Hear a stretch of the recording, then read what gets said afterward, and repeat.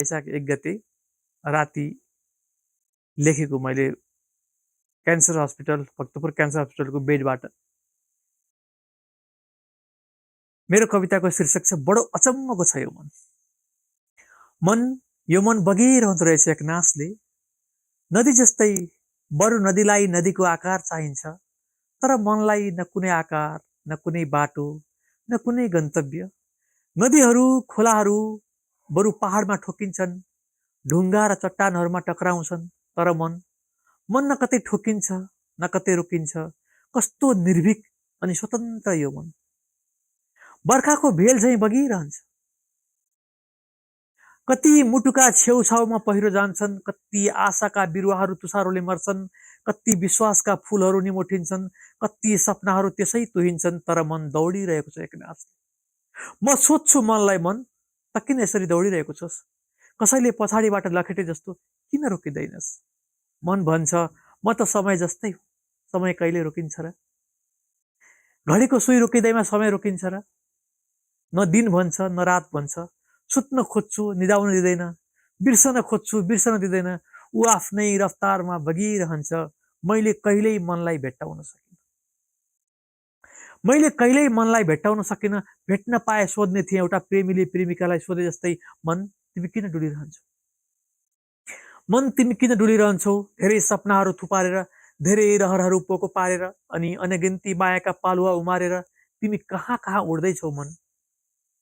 धुलोमा फुल्नु परेको छ कमल बनेर, न हिलोमा फुल्न पाएका छौ तिमी, न उभिन पाएका छौ सगरमाथा बनेर। कहिल्यै कसैलाई देखे र कोही खास लागे मन पराइदिन्छौ, कसैले मन नपराइदिए रिसाइदिन्छौ, अनि कोहीबाट धोका पाउँदा रोइदिन्छौ।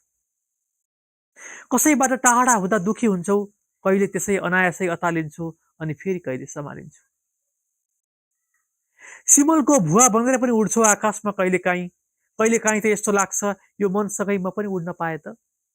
सेताम्मै सिमलको भुवा बनेर जता मन लाग्यो उतै म पनि कसैको शिरमा सजिदिन्थेँ, तर मन त नि कहिलेकाहीँ यति कठोर पनि बनिदिन्छ कि पत्थर जस्तै, चट्टान जस्तै, अनि यति गरुङ्गो बनिदिन्छ कि यो मनलाई बोक्नै सक्दिन। कतै बिसाइदिन पाए हुन्थ्यो जस्तो लाग्छ। जीवनका सबै घाउ र पीडा आफन्तले दिएको चोट गनी गनी लिनु परेको छ।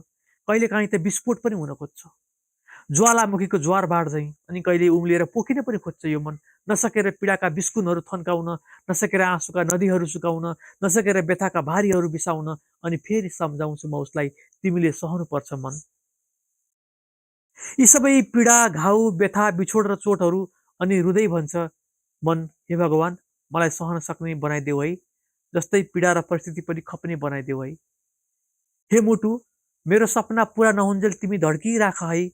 ए सास तिमी पनि बन्द नभई चलिराख है। अनि आँखा, तिमीबाट त कति संसार हेर्नु छ मैले, तिमी पनि बन्द नभइदिनु है।